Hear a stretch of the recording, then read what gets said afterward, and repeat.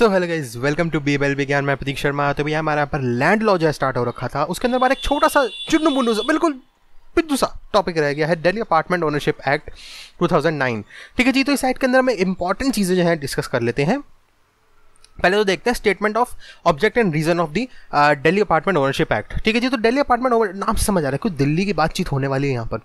तो Delhi apartment ownership bill जो है यहाँ पर 1986 के अंदर करा था। देखते हैं कह रहा है to achieve the object of the enabling to achieve the object of enabling the conferment of heritable and transferable rights in an apartment, including its proportionate and undivided interest in land and other common areas। तो इस act को बनाया किस लिए गया था? एक ही line में इसने बड़े ही सिंपल तरीके से समझा दिया। हम कह रहे हैं जी इस एक्ट को हमने इसलिए बनाया ताकि हम हेरिटेबल जो पीढ़ी दर पीढ़ी जो है आगे चलते हैं, लैंड आगे जो ट्रांसफ़र होती है या फिर ट्रांसफरेबल राइट्स जो है उसको मैनेज यहाँ पर हम कर सकें। किसके अंदर? दिल्ली के अंदर, क्योंकि दिल्ली अपार्टमेंट ओनरशिप एक्ट के बारे में यहाँ पर बात कर रहे हैं। तो या फिर अदर कॉमन एरियाज जिसको हम ट्रांसफर कर सकते हैं। So the scarcity of land in Delhi because of very rapid urbanisation has led to a vertical growth of buildings. तो स्कार्सिटी मतलब कमी पड़ जाना। So the scarcity of land, अब यहाँ पर दिल्ली में लैंड की इतनी ज़्यादा कमी हो चुकी है जिस वजह से, और लैंड की कमी हो रही है लेकिन जो बंदे पैदा हो रहे हैं वो वर्टिकली मतलब बिल्कुल ऐसे ग्रो यूँ कर रहे हैं। जनरली ग्रोथ यूँ होती है ना, सस्टेनेबल, यहाँ पर यूँ ग्रोथ हो रही है जी। तो बहुत ही ज़्यादा जल्दी से लोग यहाँ पर बढ़ते जा रहे हैं और लैंड है नहीं, तो बिल्डिंग्स की कमी हो रही है, यहाँ पर रहने की कमी हो रही है। तो उसको थोड़ा सा टैकल करने के लिए, थोड़ा सा समझने के लिए इस एक्ट को बनाया गया। तो जी salient feature of the act, इस एक्ट के सेलिएंट फीचर क्या है जी? कह रहे थे act covers whole of the Delhi and applies to every apartment in a multi-storied building constructed mainly for residential or commercial use on either a freehold or leasehold land, provided the lease is not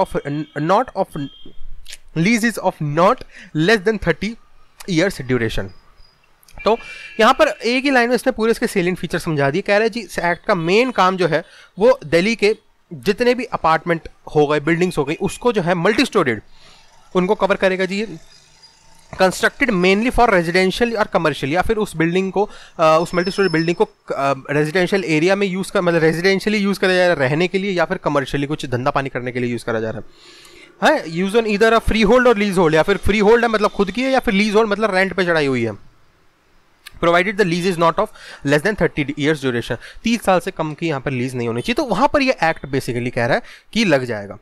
Where the deed of apartment needs to be executed, the deed must contain amongst the description of the common area and facility and percentage undivided interest etc। तो इस act के अंदर अगर तुमने deed बनानी है तो उस केस में, या फिर किसी डीड को एग्जीक्यूट करवाना है तो उस केस में उस डीड के अंदर ये कुछ चीज़ें इंपॉर्टेंट होनी चाहिए। क्या? डिस्क्रिप्शन ऑफ द प्रॉपर्टी, कि क्या प्रॉपर्टी डिस्क्रिप्शन है, क्या एरिया में जो है प्रॉपर्टी बनी हुई है, क्या उस प्रॉपर्टी में फैसिलिटीज़ हैं कि देखो जी इसके सामने गार्डन भी है जी, देखो जी इसके सामने पूल भी है जी, and the percentage undivided interest etcetera, ये सारी चीज़ें डीड के अंदर तुम लिखो। ठीक है जी। सो द कह रहे थे act provide a heritable and transferable rights. तो ये एक्ट के अंदर हेरिटेबल और ट्रांसफरेबल राइट्स के बारे में भी यहाँ पर बातचीत करी गई है। The act provides that common areas and facilities shall remain undivided. Obviously हमने पीछे भी डिस्कस कर लिया था, जैसे सीढ़ियाँ हो गई, ये सामने का कोई एरिया हो गया जिसमें चल के जा रहे हैं, सड़क हो गई। तो ये नहीं कि तुमने घर उस लैंड को खरीद लिया 100 गज, 400 गज, 500 गज, 1000 गज की लैंड को या विला को खरीद लिया है तो तुम्हारी सड़क भी तुम्हारी हो गई, या फिर उसके अंदर अब 400 300 400 गज की है लेकिन फर्स्ट सेकंड थर्ड फ्लोर बने हुए हैं। हम फर्स्ट सेकंड थर्ड फ्लोर वाला कैसे जाएगा अगर तुम ये कहोगे कि जी जो इसकी सीढ़ियाँ हैं ऊपर जाने की वो मेरी हैं, या जो लिफ्ट है वो मेरी है। तो ये कुछ चीज़ें कॉमन में आ जाती हैं जी, कॉमन यूजेज की हैं। टंकियाँ बड़ी हैं ऊपर, सारी मेरी हैं जी क्योंकि मैंने छत खरीद रखी है। ऐसा नहीं चलता है ना। Apartment owner should comply with the bylaws and with the covenants, condition and restrictions as stated in the deed of the apartment। तो वही चीज़ होगी जो डीड ऑफ द अपार्टमेंट में लिखा है उन सबको फुलफिल करे जो भी ओनर है अपार्टमेंट का, कि भैया जी ऊपर जो टंकियाँ है जी वो सबका कॉमन है, उसमें कोई कुछ भी नहीं कर सकता कि तुम कि मेरे एरिया है, सीढ़ियाँ कॉमन हो गई, और कोई भी चीज़ सेकंड फ्लोर वाला थर्ड फ्लोर की छत पे नहीं रख सकता क्योंकि थर्ड फ्लोर के साथ छत हमने उसको खरीद के दी, मतलब उससे खरीद ली है। तो कुछ ऐसी चीज़ें जो रिस्ट्रिक्शंस या कंडीशंस लगी हुई हैं उसको फुलफिल करें। Present status of the act, अब इस एक्ट का प्रेजेंट स्टेटस क्या है ये देख लेते हैं। कह रहा है present status of the act through the act is in force yet unfortunately it has not been implemented properly. हालांकि फोर्स में तो है ये एक्ट लेकिन कुछ प्रॉपरली ना इम्प्लीमेंटेड नहीं है ये एक्ट, मज़ा नहीं आ रहा है इसमें। So one reason could be the obvious clash of interest between the promoters of the multi-story building and the apartment owners. तो जो multi-story building के promoter और owners हैं उनके बीच में जो भिड़ंत हो रही है उस चक्कर में इस एक्ट को जो है सही से है फोर्स में है लेकिन मज़ेदार नहीं है, मतलब इम्प्लीमेंट सही से नहीं हो रखा ये. So the promoter are relevant to get the deed executed as they tend to fuse their ownership over the common areas and facilities for which they charge apartment owners for a maintenance etc. तो कुछ यहाँ पर common areas को use करने के लिए कुछ maintenance fees वगैरह लगा दी जाती है, कुछ कर दिया जाता है. ये सारी चीज़ें कुछ डिस्प्यूटेड रहते हैं कि भैया इतने मेंटेनेंस फीस क्यों बढ़ा दीजिए तुमने, ये क्या होगा वो क्या होगा. So the apartment owners are too reluctant to pay the exorbitant administration and transfer charges demanded by the promoters and buildings. तो जो ट्रांसफर चार्जेस इतने ज़्यादा हो जाते हैं कि भैया 1 करोड़ की प्रॉपर्टी खरीदी थी वो 1 करोड़ 5 लाख की पड़ रही है, 1 करोड़ 8 लाख की पड़ रही है. क्यों? 1 करोड़ 10 लाख की पड़ रही है. क्यों? क्योंकि 8-10 लाख जो है ये 5-10 लाख जो है ये ट्रांसफ़र और ये सब चीज़ों में जा रहे हैं. तो उस वजह से यहाँ पर घपलेबाजी जो है चलनी शुरू हो जाती है. ठीक है जी. अब तो ये अगला सब्जेक्ट आ गया सोशियो इकोनॉमिक ऑफेंस का करप्शन. तो ये तो अगला ही सब्जेक्ट, तो नया टॉपिक है, नया सब्जेक्ट है, इसको हम किसी और वीडियो में डिस्कस करेंगे. आज इस वीडियो के अंदर मैंने 3 जो है कंटिन्यूएशन वीडियो बनाकर इसको इस यूनिट के इस 3-4 टॉपिक्स को जो है खत्म कर दिया जी. चलो जी यही था इस वीडियो के अंदर. वीडियो अच्छी लाइक कर दीजिएगा, वीडियो अच्छी नहीं लगी डिसलाइक कर दी, कोई देखने के लिए एक रीज़न दे दीजिएगा क्यों आपको वीडियो अच्छी नहीं लगी, ताकि उस चीज़ को जो मैं अपने इंप्रूवमेंट लिस्ट में डाल सकूँ. बाकी भैया कमेंट सेक्शन यूट्यूब ने आप लोगों को दिया हुआ कोई भी क्वेश्चन सजेशन क्वेरी डाउट है कमेंट करिए, मैं पूरी कोशिश करूँगा वहाँ पर रिप्लाई करने की.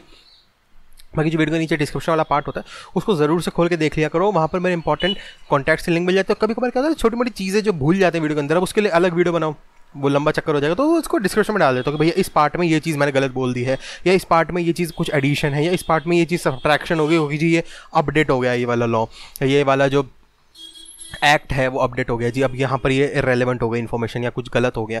तो इसी सारी चीज़ें डिस्क्रिप्शन में मैं लिख देता हूँ छोटी मोटी चीज़ें. बाकी डिस्क्रिप्शन में इंपॉर्टेंट कॉन्टैक्ट से लिंक मिल जाएंगे, जैसे कि इंस्टाग्राम का लिंक मिल जाएगा. एक बार अपना यूजर नेम जो है इंस्टाग्राम का वो कॉल आउट दे देता हूँ, ANDRO_GUY. ये सर्च करोगे ना इंस्टाग्राम पर मैं आ जाऊँगा और वहाँ पर आप आकर मेरे से डायरेक्टली टाइपिंग के थ्रू जो है वो बातचीत कर सकते हैं, या फिर अगर आप मेरे से लाइव जो है बातचीत करना चाहते हैं कॉल के थ्रू, तो उस केस में आपको एक ऐप इंस्टॉल करना पड़ेगा जिसका नाम है call for me. Play store पर जाओ, कॉल फॉर मी डाउनलोड कर लो, या फिर डिस्क्रिप्शन से ही ऐप का लिंक निकाल लो. ठीक है जी. और वहाँ पर मेरा नाम डाल दो प्रतीक शर्मा, या फिर मेरे चैनल का नाम डाल दो BBLL विज्ञान. मैं आ जाऊँगा वहाँ पर, आप वहाँ पर मेरे से लाइव कॉल के थ्रू बातचीत कर सकते हैं.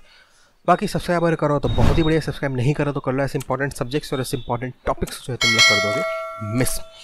और सब्सक्राइब करने के बाद एक बेल आइकन होगा, बाय डिफॉल्ट पर्सनलाइज पर होता है, उसको क्लिक करके ऑल पे कर देना ताकि सारी नोटिफिकेशन आपके पास पहुंच जाए जैसे ही मैं कोई भी जो है वीडियो अपलोड करता हूँ वैसे. चलो जी, thanks watching to BBLL Vigyan. Prateek Sharma signing out. Bye, take care and yeah corona से बच के.